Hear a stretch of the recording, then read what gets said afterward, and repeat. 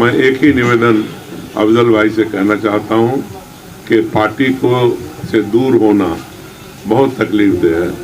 आपको याद होगा, मैं भी 30 साल के बाद कुछ गलतफहमियों की वजह से पार्टी से अलग हुआ। फसली पार्टी जब फसल लगता है ना काटने के लिए 5 साल पे आती है। ये सब उनका बनाया हुआ एक परसेप्शन है।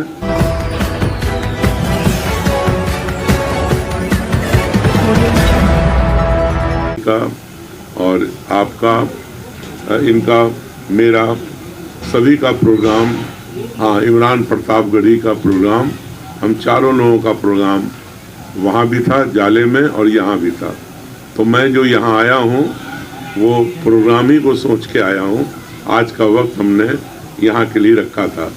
तो मैं जाले का प्रोग्राम में ये लोग नेता लोग जो हेलीकॉप्टर से आने वाले नहीं आ सके, तो मैंने वहाँ संबोधन किया। और चूंकि मेरा प्रोग्राम यहाँ का था तो मैं यहाँ आया। तो बस देखो, स्पष्ट रूप से मैं एक ही निवेदन अफजल भाई से कहना चाहता हूँ कि पार्टी को से दूर होना बहुत तकलीफदेह है।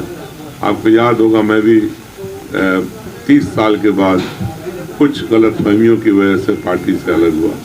और कितने तकलीफ होता है खुद अलग होकर के, सारे साथी छूट जाते हैं। मिलते तो ज़रूर हैं लेकिन दिल में कसक रहती है, दूरी रहती है। और आप बराबर में शकील अहमद साहब को देख लो, तो वो भी लड़े, इंडिपेंडेंट लड़ गए, इन्हीं के कैंडिडेट के खिलाफ लड़ गए। तो आज क्या हालत है। तो हम भुगत चुके हैं, शकील साहब भी भुगत रहे हैं। तो ये गलती उनको बिल्कुल नहीं करनी चाहिए। और उनको माननीय तेजस्वी यादव जो हमारे पार्टी के लीडर हैं, उनका और हम लोगों का कहना मानना चाहिए। हम लोग उनके हमदर्द हैं, दुश्मन नहीं। देखिए, ये सब भारतीय जनता पार्टी और एक कई हजार किलोमीटर दूर से पार्टी आती है। फसली पार्टी जब फसल लगता है ना काटने के लिए 5 साल पे आती है। ये सब उनका बनाया हुआ एक परसेप्शन है। अभी एक सीट, क्योंकि ये लीडर थे पार्टी के, इसलिए अनाउंस हुआ है। अभी दो डिप्टी सीएम और होने हैं।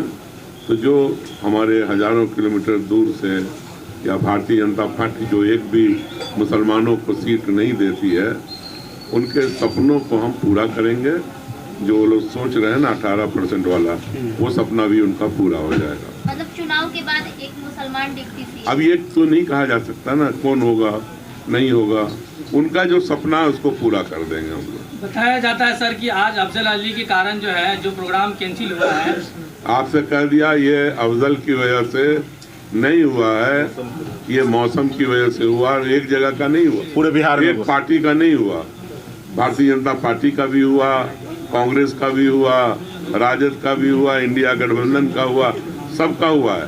पूरे प्रदेश में हुआ है। आप मौसम का हाल देख रहे हो ऊपर।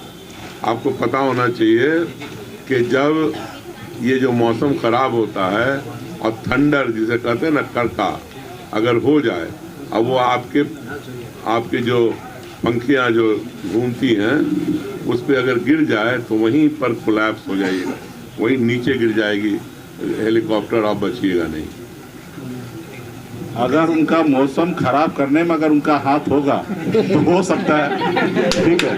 तकरीबन बिहार में 2 दिनों में तकरीबन 150 रैली रद्द हुआ है, चाहे वो इंडिया गठबंधन का हो या एनडीए का हो। अगर मौसम अगर खराब करने में उनका अगर हाथ होगा तो शायद आप जो कह रहे हो सकता है। बाकी आप सब जानते हैं कि परसों भी जो तेजस्वी जी का लैंड हुआ, कार्यक्रम हुआ, वो इमरजेंसी हुआ, क्योंकि हम लोग मधेपुरा जा रहे थे।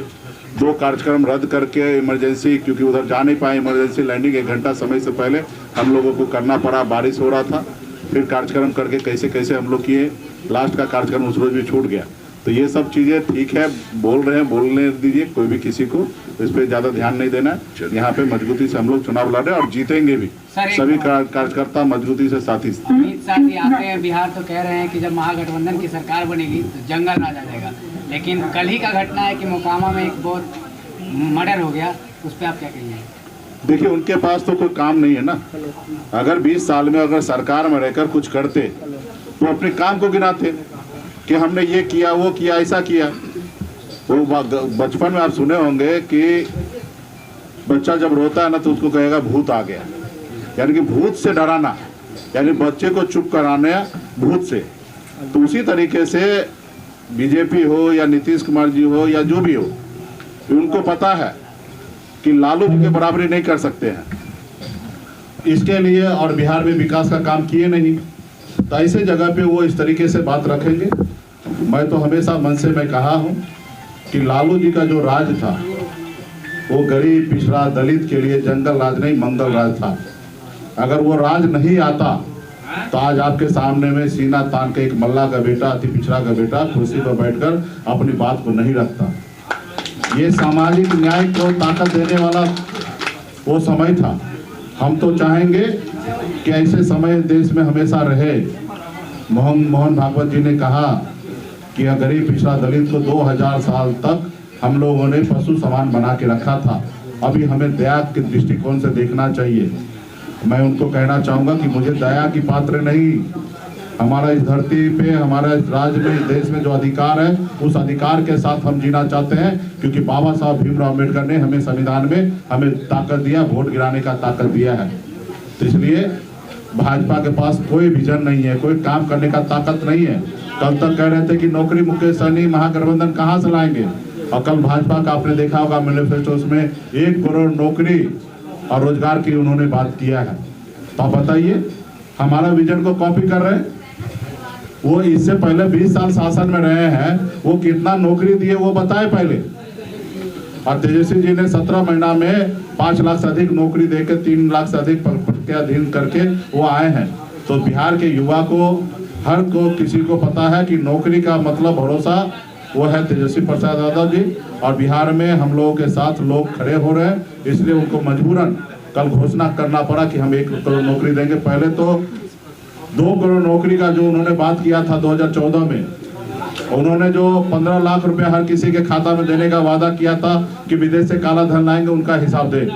अब 20 साल में कितना नौकरी नीतीश जी ने और मोदी जी ने दिए डबल इंजन, वो बिहार के जनता को पहले बताना चाहिए। बिहार के युवा अभी उतना गुमराह नहीं होने वाला है, बिहार के जनता को पता है।